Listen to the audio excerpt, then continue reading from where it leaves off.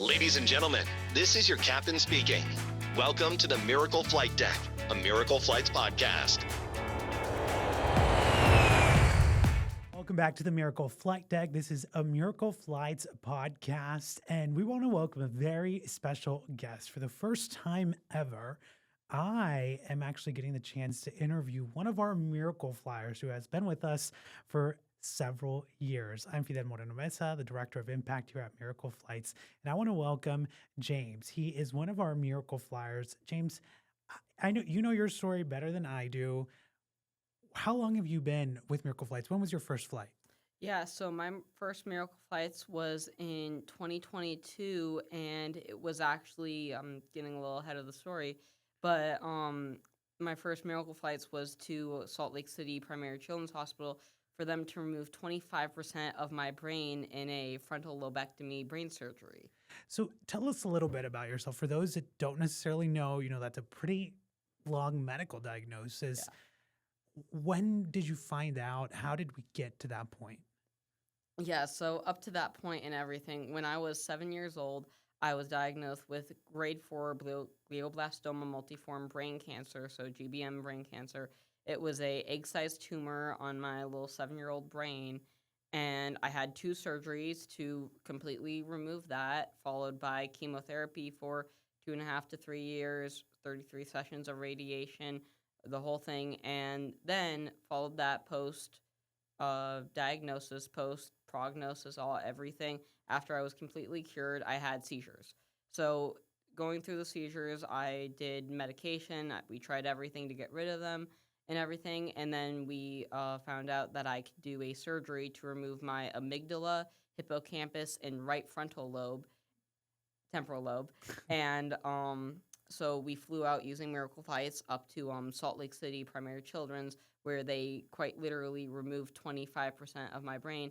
And it's been 3 years since that, and it's been 3 years since I've had any type of seizure activity whatsoever. So I'm completely fine now and just living life. Those are some key parts of a person's brain. I don't know if you may remember this, but maybe your parents have told you the story. What were they told, right? When they said, hey, we're going to have to remove 25% of his brain. And what was the risk in doing that?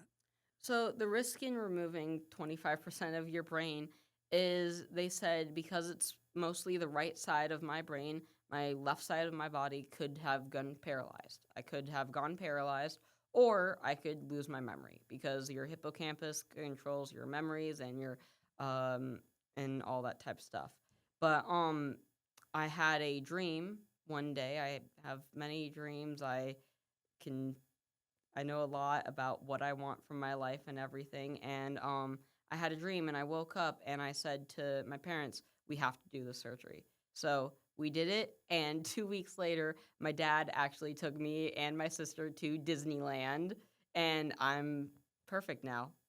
So they literally removed seizures while removing 25% of my brain. You went to Disneyland 2 weeks after this surgery? Yes, as crazy as it sounds, I went to Disneyland 2 weeks after I had massive brain surgery to quite literally remove my brain. And then 3 weeks after, I was in my garage doing carpentry, which is my passion and what I love. Through a little bit of research, we found your website. James does some phenomenal work when it comes to carpentry and a few other things. How did you get into that? Tell us about what you do. So from the age of, as long as I can remember, even before my diagnosis and everything, I love doing Legos. Legos has always been, in my cancer journey, I was known as Lego James. And so I've always loved building with my hands, creating something. That's been what I found to be my purpose and everything. And so after that, during my middle school years, I looked at some videos of carpentry, and I said, I want to make a pen. That's how I started this journey. It was from one pen, and I said, I want to start this journey of woodworking, of craftsmanship, of all this type of stuff. And from there, my parents have been phenomenally supportive of my craft and everything. They've helped support me through their own garage. They've let me use their garage to create a lot of sawdust, do all of my craft and woodworking. And so I've sold some of my work. I kept some of it for myself. I've grown my tools. And so I've always just loved creating something. And that's kind of where my life has led me.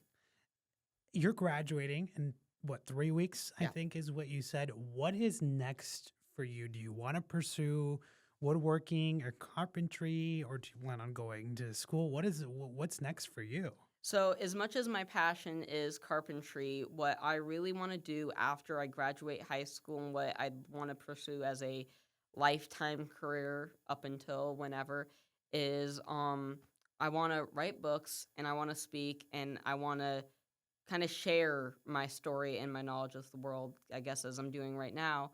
And so I'm actually coming out with a book in June. And at the same time, I'll be running my cabinet business, doing some small projects here or there, whatever. But I really do want to start to pursue the line of speaking and still creating books, creating knowledge, building ideas in my head as I do with my hands at the same time, I'll be still doing carpentry and woodworking as I love that more than anything. And you're 18 and you have been through a lot and some very tough moments. I want to ask you, what got you through some of those difficult moments, some of those hospital stays?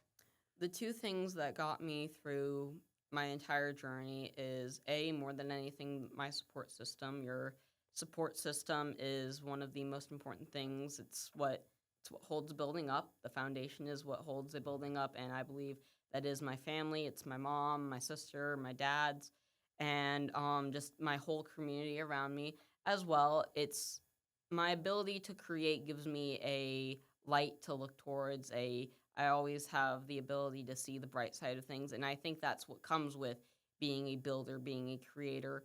Is there's always an end goal. There's always something to look forward to, and that's just the joy of the journey. The joy of the journey is always having something to look forward to, and that's the constant creation. Is once you're finished with one thing, you start another journey, and there's always going to be a light at the end of that one. So that's what I would say to anyone going through the same type of journey is the ability to create and look towards the future is definitely what helped me through my journey because it is that light at the end of the tunnel. You mentioned that after you had that procedure done with 25% of your brain being removed, you've kind of been good, right? You haven't had to deal with as many medical issues.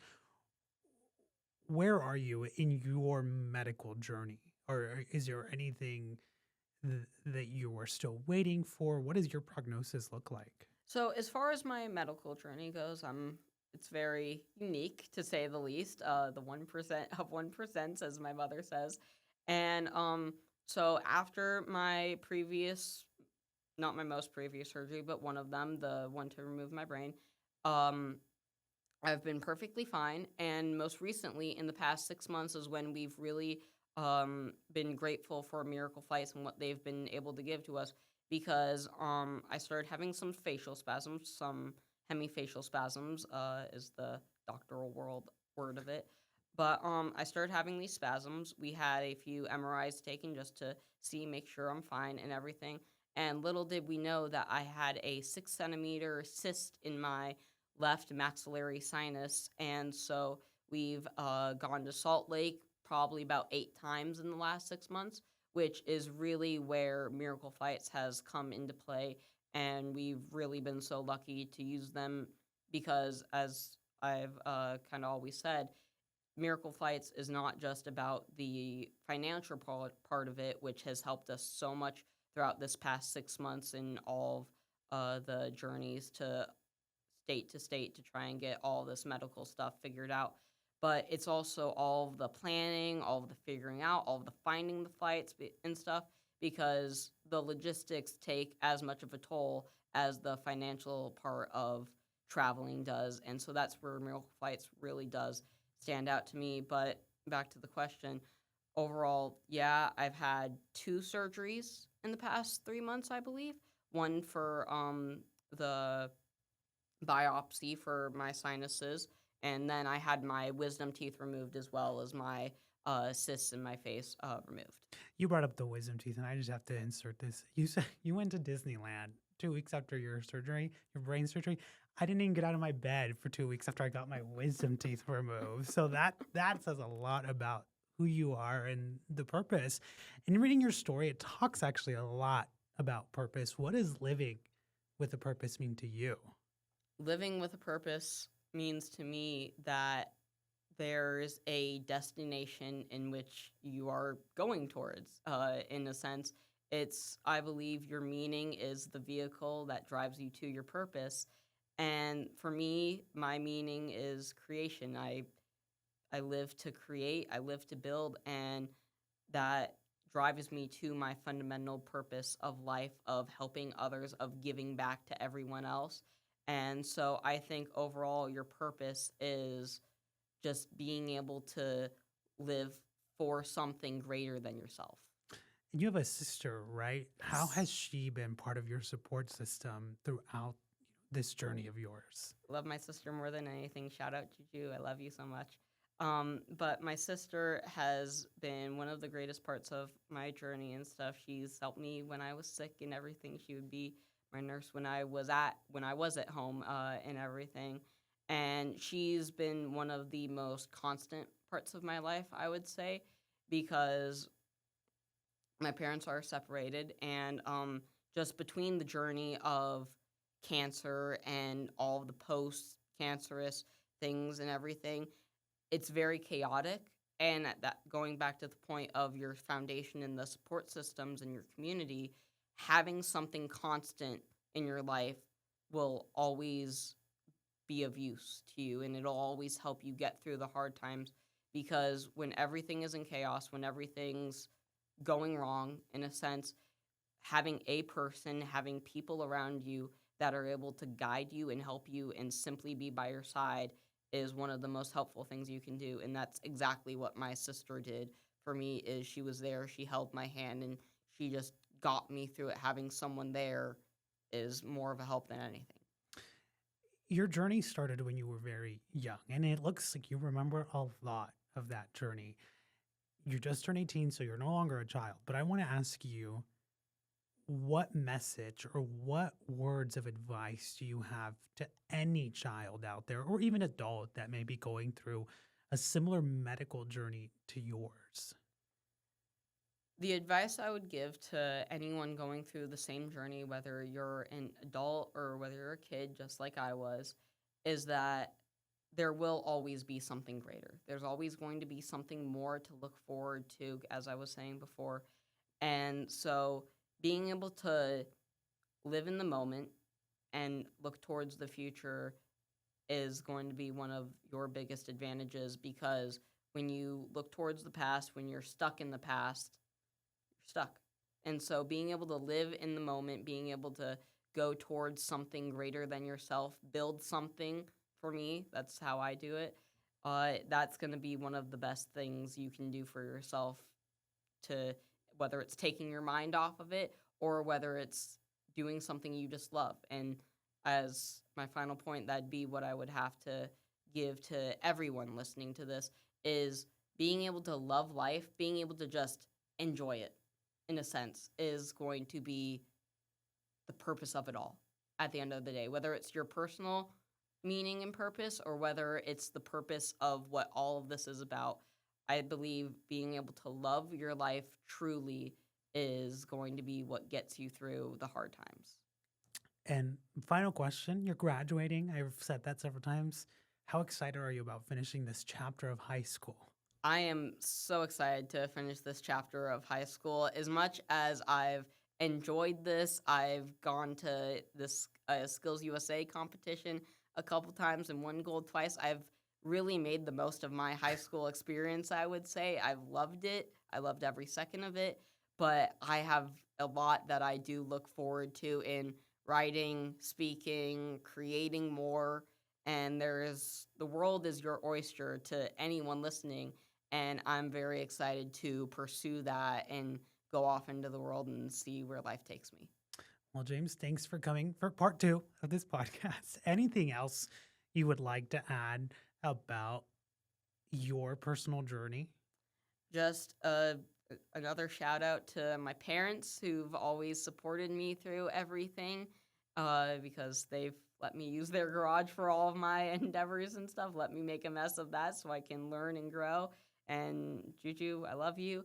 And to everyone that supported me in my journey and stuff, as the final takeaway, again, I'll say it because of how important I believe it is.